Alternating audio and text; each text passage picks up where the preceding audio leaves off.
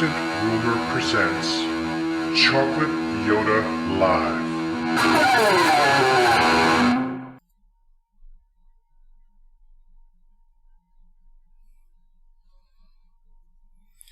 Hi folks, Chocolate Yoddah here, spelled Y-O-D-D-A-H, because film studios are litigious.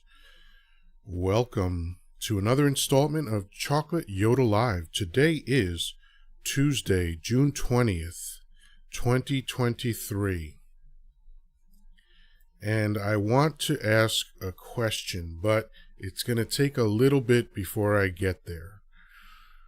I want to tell you a little story of my upbringing in America. It didn't start in America. I was born in 1964. I am now 59 years old. And I can kick, and I can stretch, and I can kick. Obviously, I'm a big fan of Saturday Night Live. Anyway, in 1966, there was military unrest in the Dominican Republic. And my family said, screw this, I'm going home. So they chose America, and as apparently all Dominicans do, they chose Washington Heights, New York City. I don't know why Dominicans chose that spot. It's a fine spot. It was a little troublesome in the 60s and 70s, and I think for a while it might have been the most dangerous neighborhood in New York City, but it was actually great as a child. You know, that thing about it takes a village to raise a child. I didn't know it at the time, but looking back, I understand that that's exactly what was going on in the Heights. I remember vividly mothers sitting in their windowsill or sitting on the fire escape. Sometimes they would just be leaning out of the window with their elbows on the windowsill. I do remember this, and they were watching the children. That was their thing. They had just banded together. I don't know if this was spoken or unspoken, but I just know that you couldn't go anywhere in my neighborhood. And, you know, when you're a child, your neighborhood is relatively small. You know, it's the street you're on and maybe a couple streets left and right or whatever. But I know that everybody knew my mother, and my mother knew everybody. And the adults had permission to discipline me. And that took many forms. Sometimes it was just an adult saying, hey, stop it, you know, or, you know, what are you doing over there? Stop it. They would yell at you. They would even pop you in the head or swat you on the butt if they thought that they had to disrupt you in that way. Whether that was good or bad, I'll let other people debate, but the result is that, you know, the neighborhood was safe for children. And, you know, it sucked sometimes, because if you'd get caught by another adult, the next thing that would happen is they'd call my mother, and then I'd get it when I got home too. You know, that's sometimes what you have to do to discipline children. And discipline doesn't mean physical violence. It literally means to teach. But sometimes lessons had to be taught in a very intense way.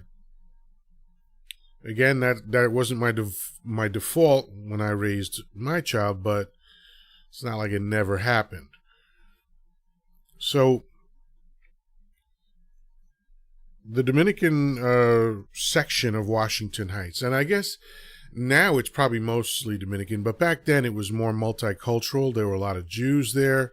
There were all sorts of races. I grew up in a very United Nations, United Colors of Benetton, multi-culti, Shangri-La kind of thing, right? And I got to the Heights when I was 2. We moved out 5 years later. My mother remarried, rightfully so, because my father was a psychopath. And when I was 7, we moved to Elmhurst, Queens. And Elmhurst really was just almost exactly like Washington Heights. I'd say there were probably more Asians in Elmhurst, but other than that, it was that same United Nations multi-culti thing. And then 2 years later, right after I turned 9, my family moved to Malvern, Long Island. Almost nobody knows about Malvern, Long Island. It's only a square mile, and it's right next to the largest incorporated village in America, which is called Valley Stream, Long Island / New York. And it might have as well have been Texas or Mississippi or Alabama. My mother, unfortunately, didn't look into the demographics and didn't look into the school zoning because, ironically, and you'll understand what I mean in a moment, Malvern was the first school district on Long Island that was integrated. Unfortunately, we moved 2 blocks outside of that school zone, and back then you had to go to the school that you were zoned for. So where we were, I was in the Valley Stream school zone. And my first couple years in school, well, let's see, so it was really 4th, 5th, and 6th grade, right? So the ending grade school there, those 3 years were okay as far as my schoolmates. I was a rather big child. I was tall. I was actually the tallest child in the school when I was in 6th grade, the entire school. No accomplishment of my own, just a fact of life. And I was fairly popular in the school. Outside of the school, it was a different thing. When I was 9, I started hearing ugly words screamed at me by ugly people that made me feel ugly things for the first time. And it got worse when I started junior high school. So now, you know, I'm 12, 13 years old, and now there are older children from different schools, and I was essentially, I mean, eventually in when it came time to take the yearbook photo in 12th grade, I was the lone pepper in a sea of salt, right? And it was very bizarre. It was a very bizarre thing. I didn't understand why people were so angry at me. You know, they were calling me words I had never heard before, and really emphatic about the energy that they put into those words. And they put in effort to make sure that I heard them. I had people slow down their cars while they yelled something at me. I had people come out of their homes, adults, come out of their home to yell at a child that was 9 or 10 years old. And it never stopped, you know. It was a time where there was a lot of confusion. I remember when I was 12, I think I was around 12, maybe 13. I thought to myself, what did black people do to white people to make them so angry at me? I didn't realize that black and Hispanic are the same. For those of you who disagree with that, that's fine, but really it all comes down to where the boat dropped you off. So this whole thing of pretending that it's two different people altogether is kind of ridiculous to me.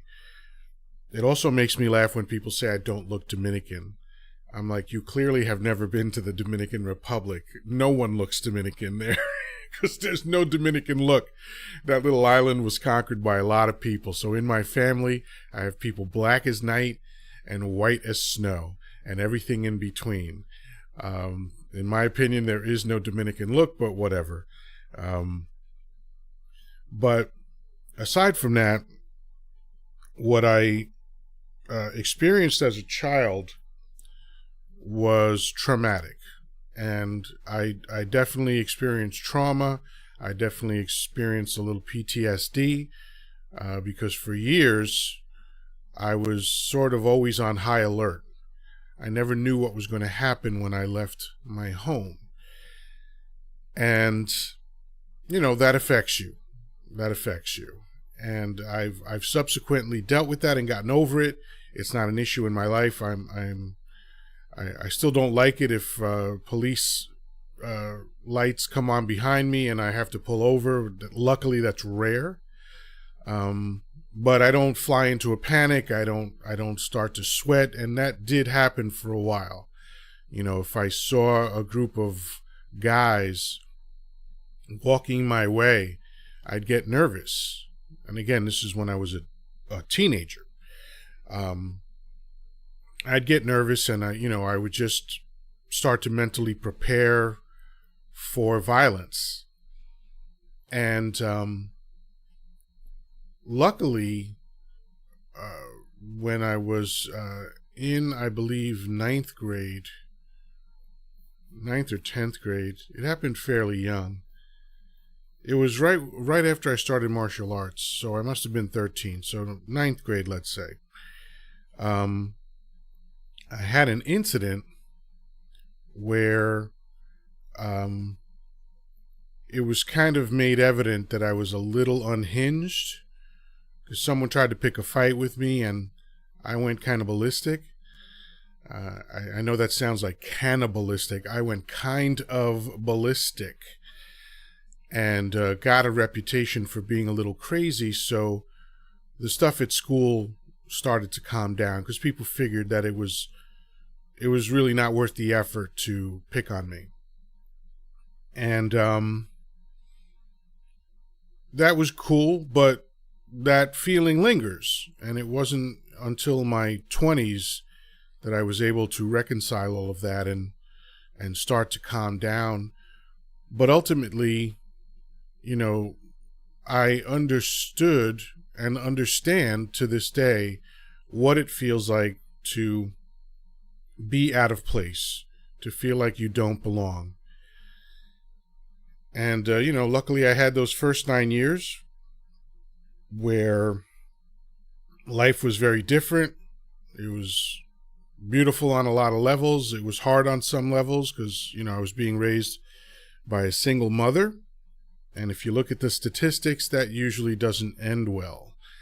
And it is kind of amazing that I didn't wind up at a tower sniping at strangers. But, luckily I got into personal development when I was 23 and saved humanity. But why do I bring this all up? Why do I speak about this right now? It's because I have a question, and it's regarding trans people. And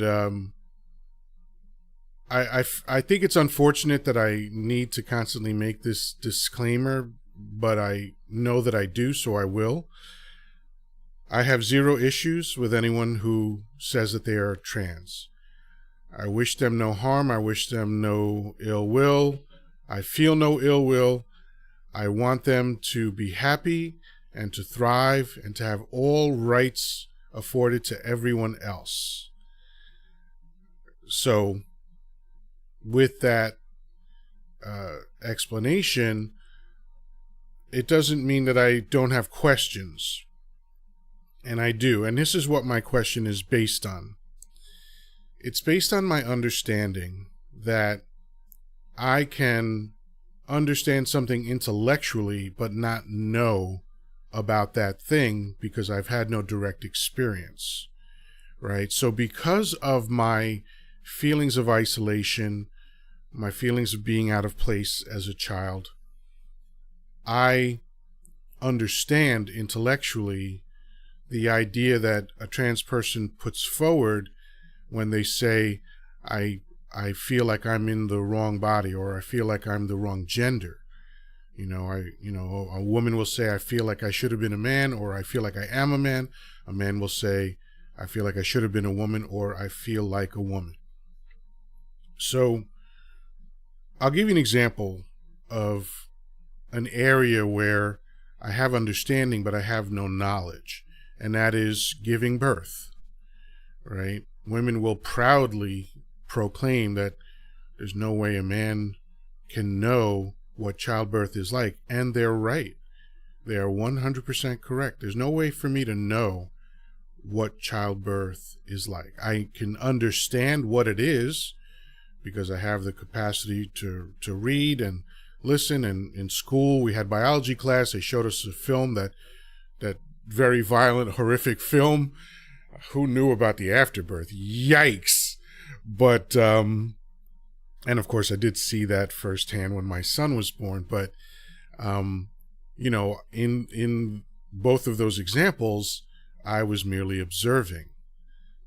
Obviously when I was there in real life in 3D, it was more visceral than watching it on film. And of course there were other attendant emotions of joy and elation and, all that for having witnessed my son coming into the world.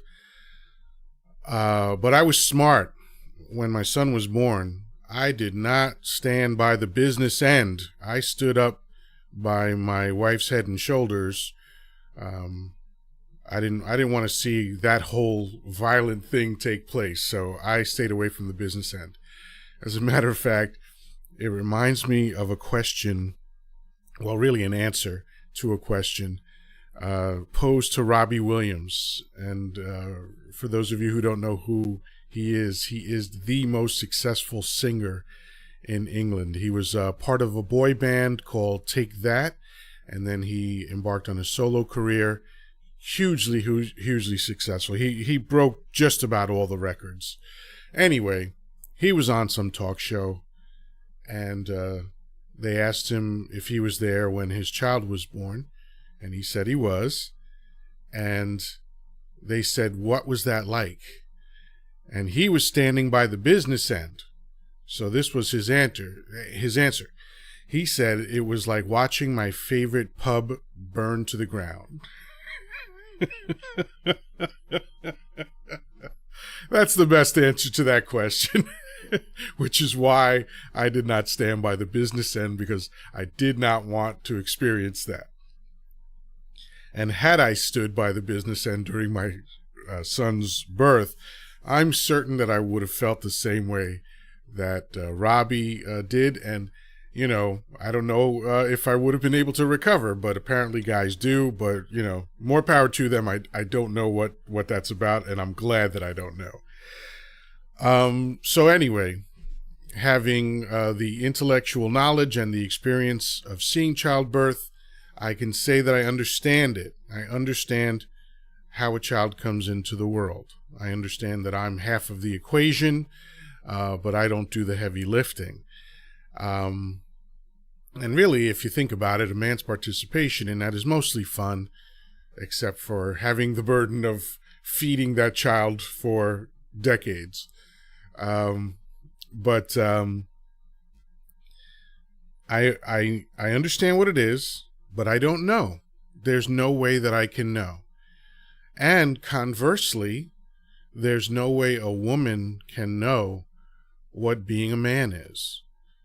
The crushing pressure, the reality of being seconds away from violence constantly. Because behind every altercation that men have verbally is the understanding that violence might take place.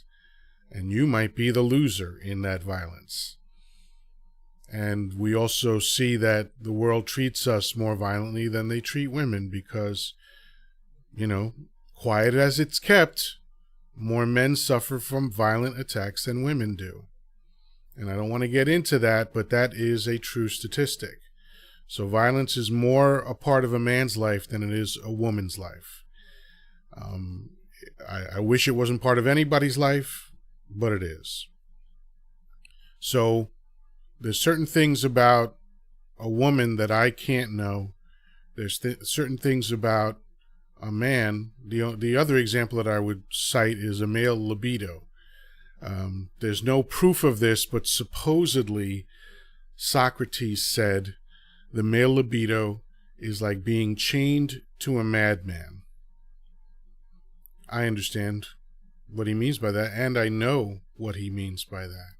But there's no way that a woman can know that, because even if you have the most testosterone that any woman could possibly have, if you're in the top 1% of women who have the highest balance of testosterone for women, you still only have 1/8 of the testosterone that a man does.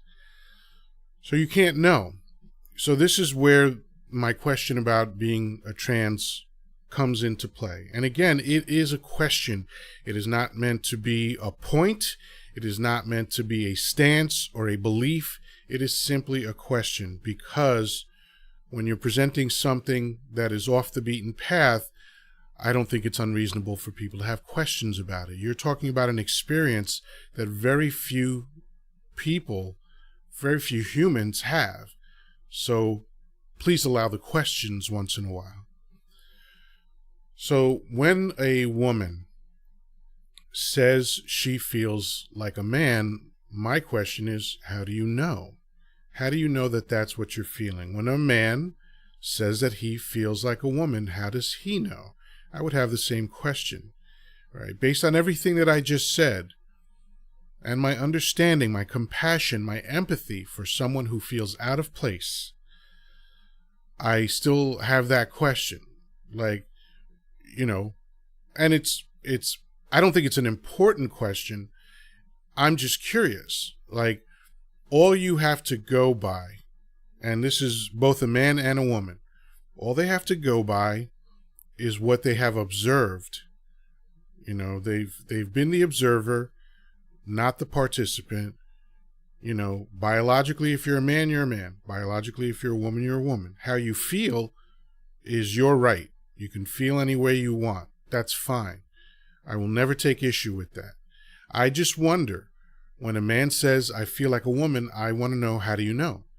How do you know what you're feeling is feeling like a woman? And maybe there's an answer to that, and maybe it's a perfectly reasonable answer, but I've just never heard anyone ask that question. I've never heard anyone discuss it. And so it was on my mind. And I hope nobody feels disrespected by that question. That is not my intent. And again, it's not a gotcha. It's not, the question is literally an open question.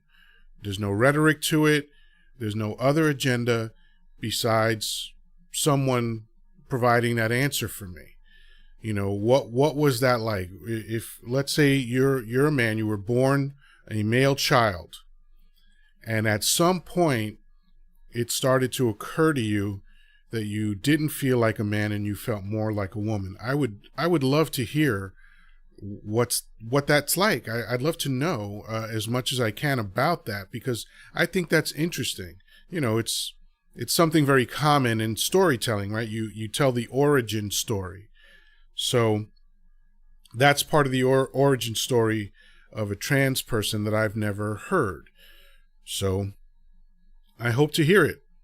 If you're listening on the Wisdom app right now, and we have a few listening, right? Thank you all for indulging me. You can go to youtube.com/ almost couldn't say slash, that's hilarious. youtube.com/ @thepersistentrumor/ /streams, if you want to see the live stream. If you want to take in the grandeur and beauty that is me, you can go there to see it. And of course, while you're on my channel, feel free to peruse other content. I've made at this point over 200 videos, and I do this daily, every day, 2 p.m. Eastern Time. I go live on Wisdom and YouTube. And, please go on there, make a comment. Let me know. If you're a trans person, let me know. If you know someone who is trans, please share this with them. Go to YouTube, or you can share the Wisdom Talk. Please send them the link, have them watch it, and ask them to, share their thoughts with me in the comments. I would truly appreciate that. It is such a unique experience. It's to me, it's not quite the same, but sort of in the realm of astronauts, or even if you want to broaden it, stand-up comedians. There are so few people that make their living at stand-up comedy. So I watch a lot of comedy podcasts because I love listening to comedians talk about what brought them into comedy. Again, their origin story. I'm very interested in that. I want to know what drives people. I'm a coach. I've been coaching for over 30 years. So learning what drives people is critically important to being able to coach them. And I think I was a coach from the very beginning. I mean, when I was 12, I had other 12-year-olds coming to me for advice. It's not anything I tried to do or thought of doing. It's just how I came out of the chute. And I'm fine with that. And so I've always been, as Einstein put it, passionately curious about a great many things. And at the top of that list is the human experience. So again, I would love it if a trans person would respond to me. As a matter of fact, I went to high school with two women who have trans children, and one of them has actually, one of the women that are the mothers of one of these children were on my podcast about 2 years ago. So I'm going to send this link to her, and hopefully she will share that with her child. So I really am curious. Again, just a final disclaimer. None of this is meant to be controversial or salacious or insulting in any way. And if anyone's insulted by that, that's unfortunate. But I do have the right to ask questions, and I did my best to put that question in its proper context and to be respectful about that question. If I failed at that, then I failed. But my attempt was to be respectful and ask, if I can suddenly speak correctly, and ask a real question that has substance to it. And I hope it was received in that way. In any case, I think that's about it. This has been another installment of Chocolate Yoddah Live, brought to you by my podcast, The Persistent Rumor. Start searching, start checking it out. It's good stuff. Like and subscribe. We have to ask you that. I'm told that if you don't ask people to like and subscribe, they just forget to do it. So please, please, please like and subscribe. It helps. It helps grow the channel. When YouTube sees people liking and subscribing, and even commenting and sharing, they have all these calculations for that. And when they see activity in those areas, they then recommend videos to other people. They start saying, hey, people like this stuff, you might like it too. And that's how a channel grows. And again, it won't be the worst thing if my channel never grows, but it would be nice if it did. So with that, I bid you a fond fondue. That's not French, or maybe it is, but it's wrong. Peace, love, and granola. Talk to you soon.